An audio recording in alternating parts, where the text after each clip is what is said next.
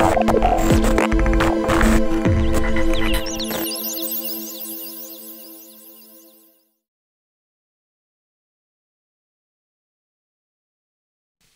everyone. Good morning and good morning. First question first, and let's address the elephant in the room. How did you guys make it after yesterday's evening? I have a small gift for you guys. In case someone is required, there is a full pack of aspirin. It's not for one person, so distribute and conquer. My name is Aarik Mudgal. I'm a solutions architect at METRO.digital, and today I'm going to walk you through world of web components. But before that, we will do a small survey. And you know, this is exactly my favorite part. In conferences, you get to ask me questions at the end of it, and I get to ask you questions throughout the whole time. So let's start with the first one. How many of you guys are familiar about web components? Raise your hand.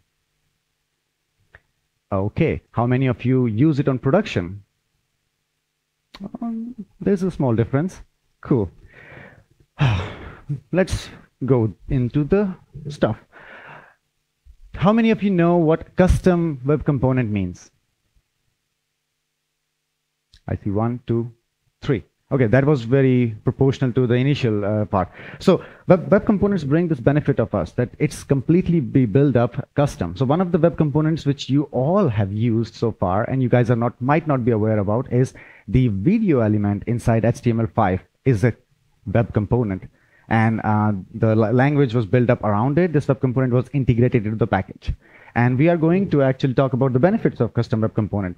First of all, you will be able to create new HTML elements, the elements that are required by you and you only. You don't have to rely on the already existing div, paragraph, or any other contextual elements that are there in HTML5. And it also brings to the micro front-end pattern, because in there you would hit the limitation of having your namings for the elements and so on. Moving further, agnostic. Web components are technology agnostic. So it doesn't matter in what technology you are developing web components, but you can consume in the other way around quite easily. And they're super easy to use. So I will show you a demonstration of how we are using web component on production. We are using one line of code to consume the entire fully functional web component with business logic, with UI, with JavaScript, and everything. And then micro frontends. How many of you know micro frontends? And by knowing, I mean, how many of you work on it regularly and do it on production level? Okay, 3 people. Okay, wow. So web components actually is a building step for micro frontend. So micro frontend is nothing but a framework for the UI. Rather than having one microservice, which is completely based for the front-end UI, you would have multiple UI patterns like your header, your body, your footer, and even some within the body, within the footer components can be rendered via separate services. Now moving ahead, CDN. So I am pretty sure everyone knows CDN, but I will still say content delivery network. And why it is relevant for web components. Whenever you are developing web components, it needs to be pretty fast, because all these microservices are heavy microservices, specifically the ones which requires browser-side rendering.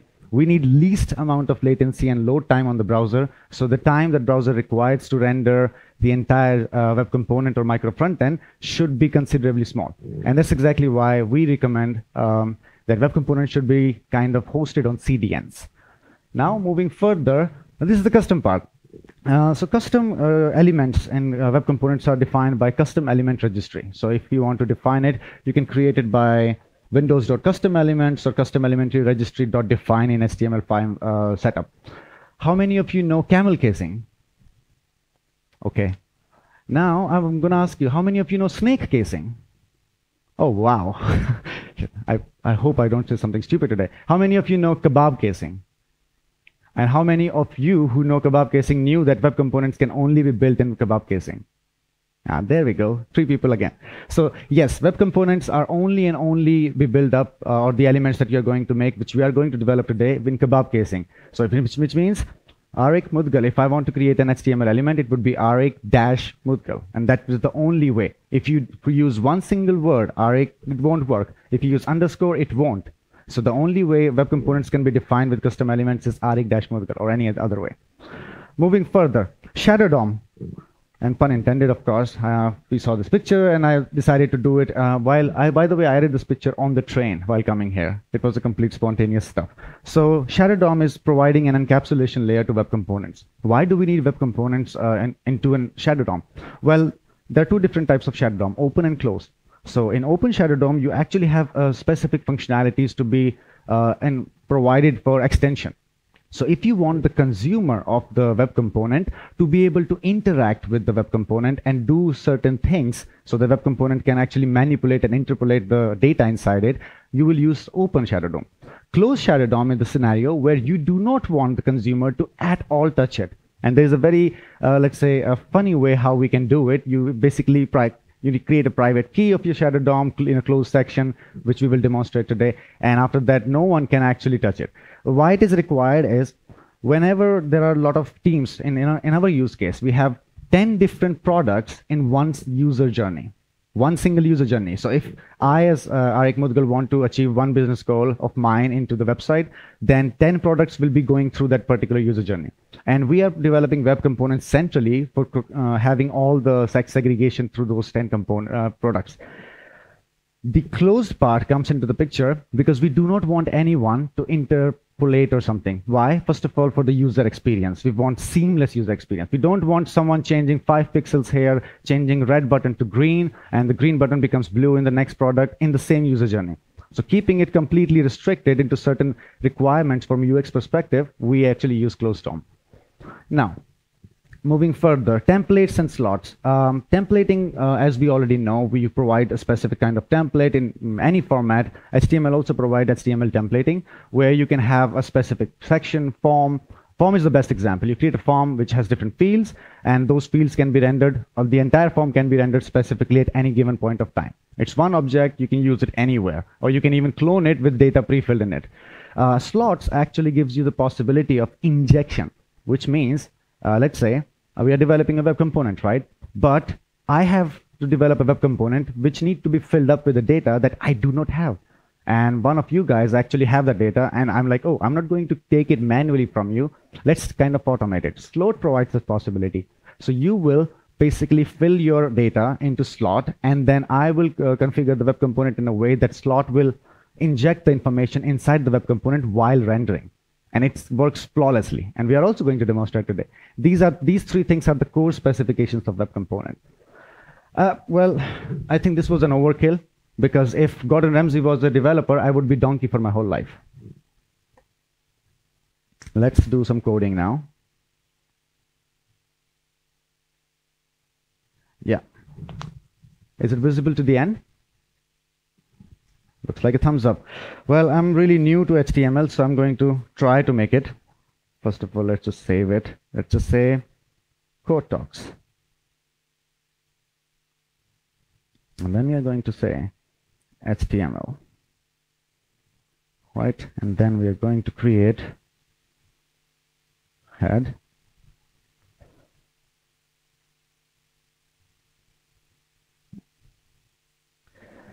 Then we are going to create body. Now the funny stuff comes. One of you give me a component name to be created today. Anyone, just shout out loud. Beer and falafel? Wow, never tried that. So we are going to try today to create something this. Does it make sense, right? It doesn't exist. I hope it doesn't exist. Let's Google it later on, but I think it doesn't exist. And we are going to create this. So the first things first, what we require to do, we will go through the core specifications we mentioned. First was custom elements. So first of all, we are going to create a self-invoking function.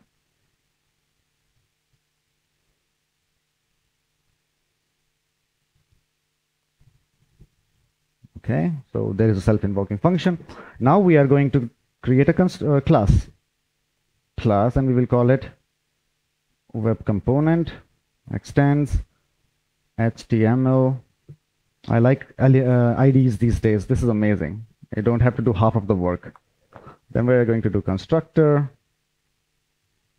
Then we are going to do my mouse. By the way, I would require your support in case you see I'm doing something fishy, just shout out loud. The faster we do it together, the faster better it is. Then we have a lot of things to cover as well.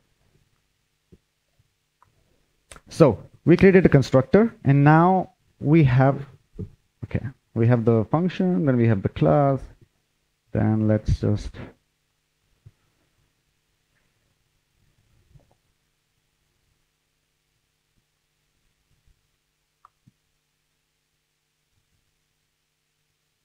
and this is the component that we are going to create, falafel. This is, oh yeah, thank you. So we have beer falafel, and now we are going to give there. And that's it, I guess, for web component element to be working. We're going to test it in a second, but yeah, that should be it. Maybe we can just test it. One thing we have to check is that, yeah, so there is no console error and it seems to render. So that was the first pillar. So beer falafel doesn't exist and we created it. And that was the custom element scope which we were talking about. Now we are going to attach a shadow DOM to it, which we are talking about. So this would be by this dot attach shadow, and then you can define open or closed. So we have open. However, we are also going to talk about one more thing. Custom elements also provide callbacks, which is very important to know for web components. And why? Because whenever you are rendering components independent of the main UI or the main DOM, it need to happen on certain occurrences. So there are a couple of callbacks, connected callback. It happens whenever the DOM is rendered and then the web component DOM is executed or initialized. Then it happens disconnected callback, which means you can create a slider or some kind of web component, just giving an example. And once the user finished sliding all the slides, you can make it disappear. So basically you can trigger a disconnected callback at that particular time, and that component will be rendered out of the main page DOM.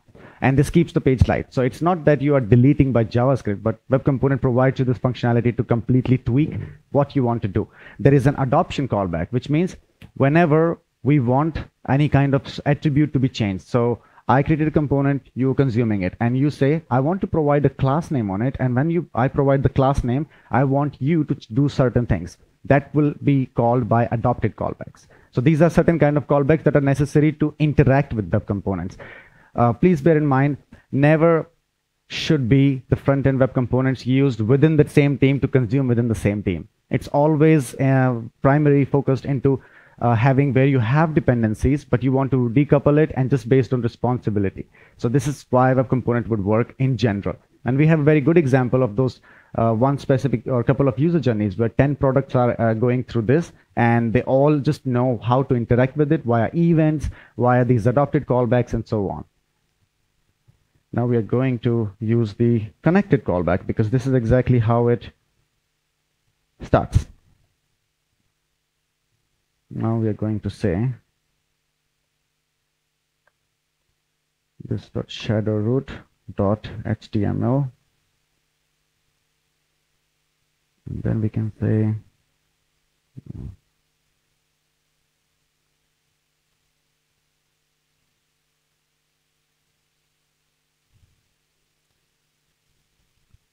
and this is it. Now what ideally should happen, there should be a shadow DOM attached to it, and there should be a paragraph saying beer and falafel really, and let's try it out if it works. If it doesn't, then it doesn't.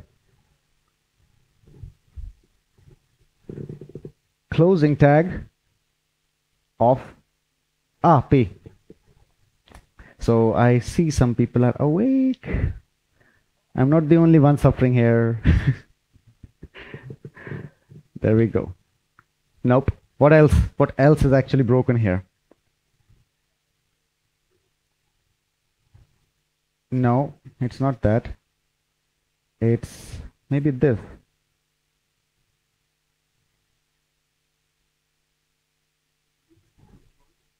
Yes, absolutely you can. There we go.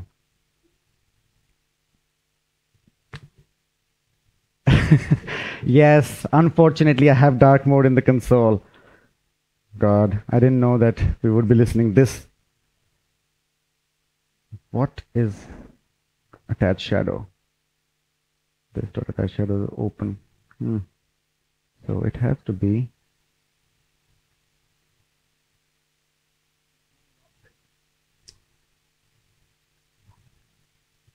so it's in general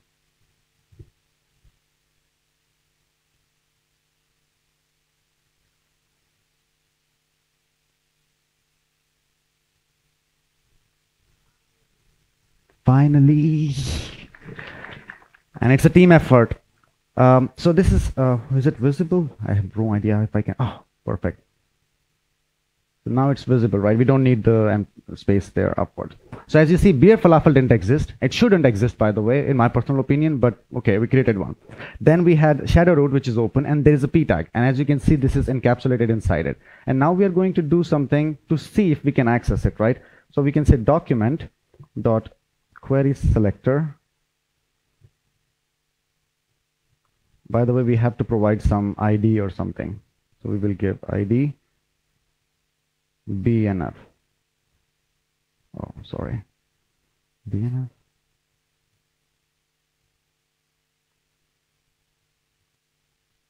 Query selector dot, and then we say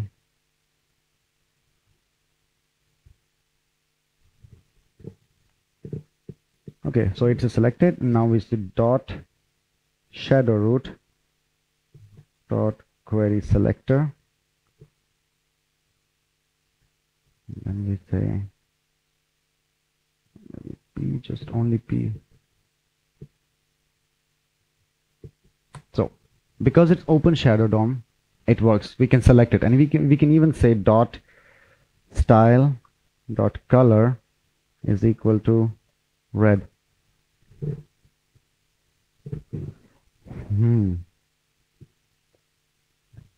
And it works. So you see, now with Open Shadow DOM, you actually provide somehow a flexibility, or let's say also kind of two openness for the consumer to be able to manipulate it. They can write a JavaScript code that runs right after the web component is rendered to change its color behavior. And we don't want that. Most of the time, web components are really to not interact with each other, not have kind of conflicts. So whenever you have micro frontend, you have throughout your page 20 different micro frontends, you can use the same class name within each one of them. This is the flexibility. You can even centralize, let's say if you're using a design system, right? You know what the class names you have to use for your design tokens to implement certain kind of colors. You can use the exact same one throughout your micro frontend framework for all those web components without conflicting with each other. And they can be even IDs, by the way. And now we are going to do a close section, right? And this is a little tricky because as I mentioned, now we have to go for shadow root. Nope, this will not be shadow root. This will be this underscore. We will just say root dot inner HTML. And let's see if it still works. Inner HTML of root.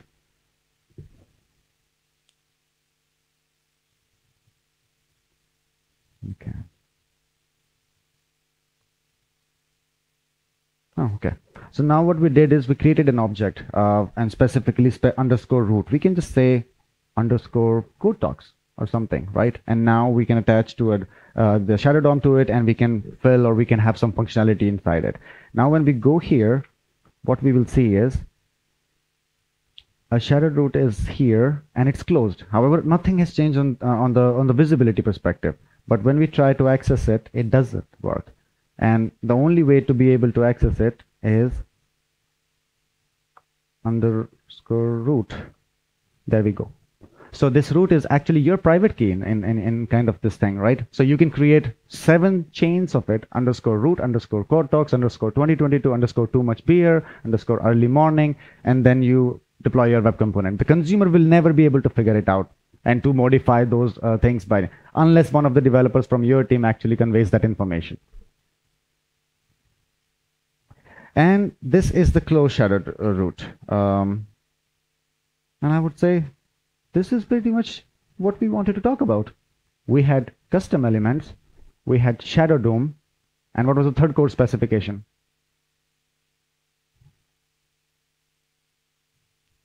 No one?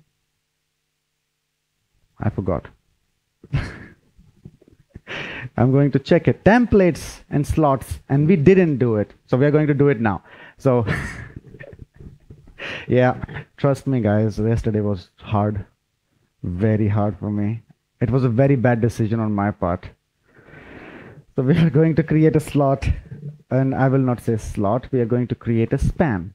And this is how the consumer will be able to render stuff inside the web component. So for example, beer falafel has some functionality like some colors, some pictures, some text content, and so on, which we don't want them to modify. However, we want them to add a small part of text within inside, and we want them to provide it. So we are going to create a span and say, let's add more beer to it. And then we say slot, and we call it, what should we call this slot? Too much beer? I have no idea why beer is stuck in my head since last evening. I had no plans of using any of these. I swear to God. And now what we are going to do is, we are also going to have, wait a second. We had the section. We are going to add, yeah. So first of all, we are going to have this inner HTML here, and then we just concatenated this dot underscore root dot inner HTML plus this, and then we say slot name is equal to too much beer.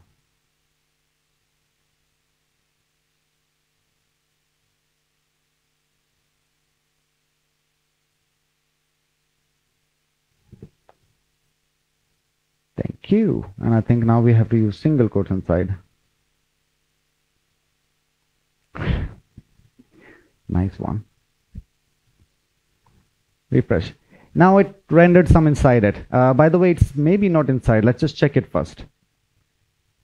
What happened is, this is the span and this is the slot, and okay, so it is revealing inside. So what's happening is that we created a span, or the consumer created the span, and it could be anything.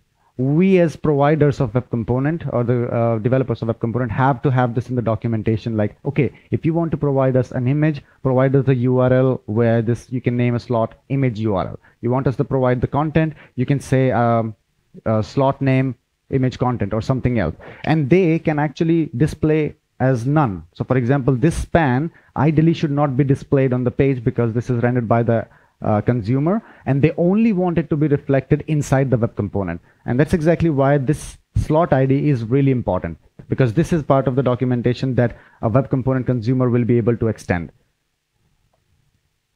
So this is basically how the basic web component looks like extremely basic, all the three sections. So the custom element, which we created, beer and falafel, and then the shadow DOM part, we talked about openness and the closeness, and close basically can also be interpolated. So there is no thumb rule of having the security to the highest level. So you cannot say that I want a web component that will never be modified by anyone. There is always someone who will be able to figure out what exactly is being done, and it will always work. And the third part was exactly these templates and slot. So right now we have the slot right here, this particular span. What the consumer can do is actually provide you an HTML template pre-rendered inside the browser, and you can use the template structure and inject it within your web component to render it. So I remember there was one company, it's a German company, so I don't remember the name, sorry for that, but they are using it for forms, and it was very intuitive way because they had some interaction, like a voting section for surveying on the left side and submitting a form on the right, and they were doing it by injecting these two different things from completely different set of let's say web components. So this is how we actually develop a web component, and this is it. ES6, this is how easy it is to develop. I think we took approximately 12-15 minutes collaboratively to finish one web component. And now we go back to the presentation. So there are a few things, a few key learnings that we need to take care of. Like whenever we go into production level, the complexity increases significantly. It will not be just like adding beer and falafel and adding few lines of code. We always say, okay, just like 2 lines of JavaScript, to add a button or checkbox. It's never 2 lines of JavaScript. We all know, at least I know from my personal experience, it has been always 100 more lines of JavaScript. The complexity increases significantly. So we need to really see and weigh the benefits of it. First of all, what benefit it brings and how easily and how clearly we can write it, basically, without creating these dependencies in big organizations and so on. And I will give you an example of our production. So as you can see on the screen, this is one of the application that we have. Just try to notice a couple of components on the screen. This is one of the products which I was talking about in that user journey. Now, this is the second product also in that user journey. You will see some similarities. Looks like, wait, it seems the same product, right? Now we go to the third product. It looks like that these 3 products are exactly the same, but they are not. One of them is developed by a content management system, one is in AngularJS and one is in React.js. So these are completely different, but there is one similarity, or even more than one similarity. Can you name what was the similar thing across these products?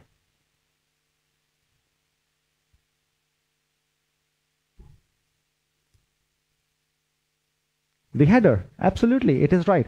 So the header, and in fact the navigation as well, I think it's trimmed from the first 2, and those are web components actually.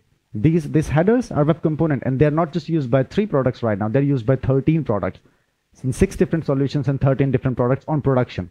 If I'm not wrong, they are already there in 17 countries, and they are possibly available from the solution who are the developers of web component, our team, in 22 different countries across Europe and Asia. Now, this was only bringing the one benefit that we all know we really want, the UX part, right? So the user does not feel that they come to Metro website and then somehow feel like, oh, wait a second, everything looks different. So the seamless user journeys, user experience is exactly what is being fulfilled. Our performance being considered, our other stuff, we already saw how easy it is to develop, how easy it is to maintain. I'm also going to show you the back code of this component itself. Then we are going to performance part. So this is, here you will see there are 4 web components right now loaded on one of the products. It was the first iteration when we did, and this is without a CDN. As you can see, the average load time is 91 milliseconds. This is only loading the web component JavaScript, the JavaScript we just wrote in VS Code. After that, the browser have to render it. That's also additional time. It's too much if you think about really high performing front-end applications.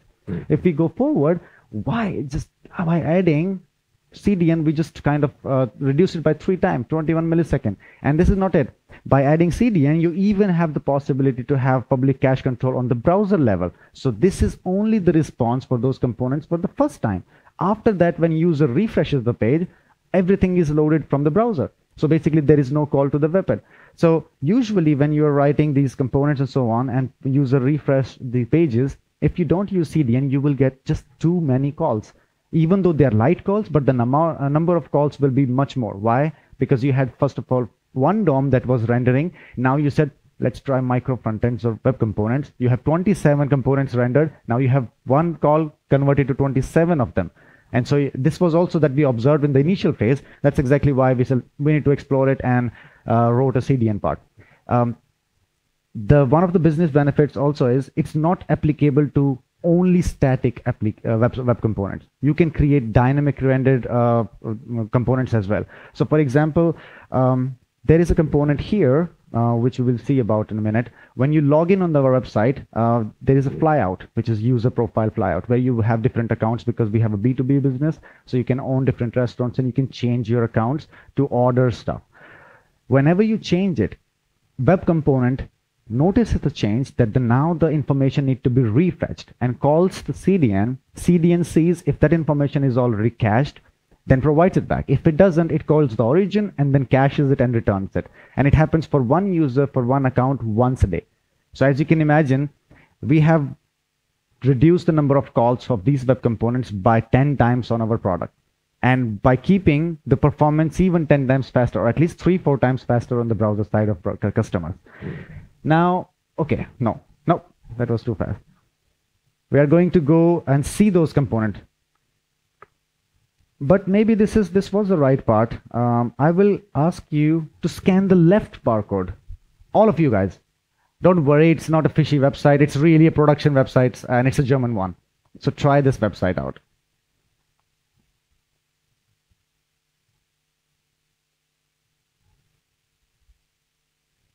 When you open the website, you will see exactly the same kind of screen that I was showcasing before, those 3 products and so on.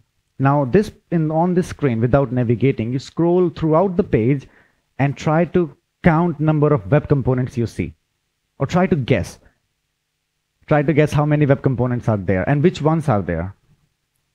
So I will give you, let's say, 10 seconds or 15 seconds to go through. You can quickly scroll. We know already header is a web component, but you can see what else could be.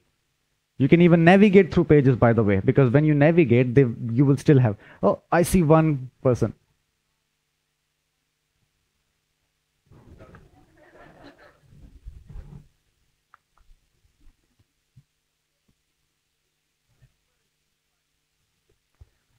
Let me try once. What?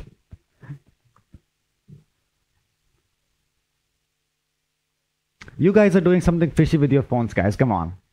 Your IP is flagged or something. I don't know. Wow, I did not expect that. I'm going to give this a feedback to the product owner now. So, as we already know, the header is a web component. Navigation is a web component. Now I'm going to scroll through and give you some glimpse of it. There are these components, a lot of them. What other web components are there? Could you guess?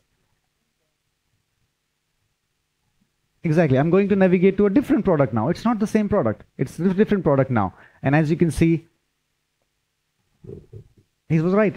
Footer is a web component. And there are 2 different components here. This blue section, as you see, is one separate web component, and the white one is separate, because there are certain applications that only require one of them at one time, and in most of the scenarios, both of them need to be rendered. But they're completely independent. What I really like about web components is you can develop them natively, fully responsive. So this was desktop we were talking about, right? So look at the header and navigation. You can just resize and you would have all the functionality. Same for footer. And this is the power of web component, that at the end of the day, you are able to create web components that are meaningful, that have business value, that actually saves the time. This component, if developed by any one of you, would you give me an estimate? How long would it take for you by yourself single-handedly implement that component? The footer one, just one component, not web component, normal component. How long would it take? With everything.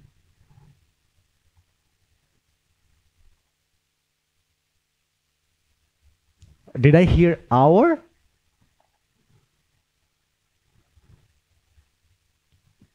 Five minutes to make this component. Okay.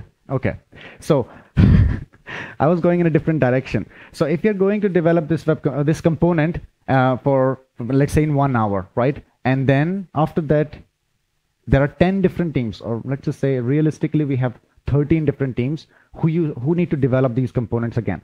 And all 13 teams have to, first of all, prioritize, plan, product organization, product management. So I need to prioritize, plan, and then somehow launch them close to each other.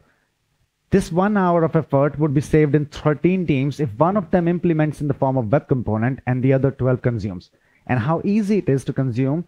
Right now, this application, the one which we showed, how it is consuming, I'm going to show you in the code.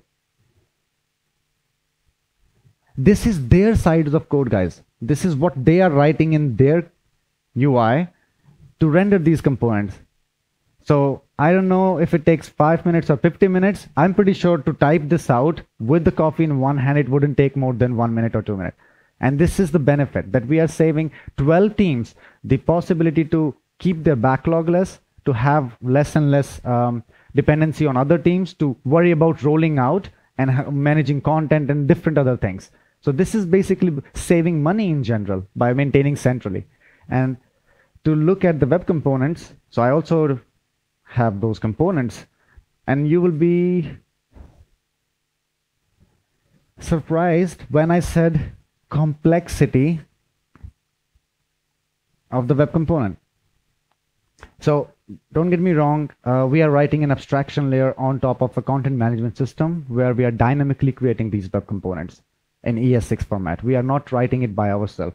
But as you can see, it's the same function, kind of setup. It's a script, it's a JavaScript file with a self-invoking function where you have a constructor, you have the events, for example, for other consumers to interact with the component, and then you have basically the real content like the text, the images, and so on.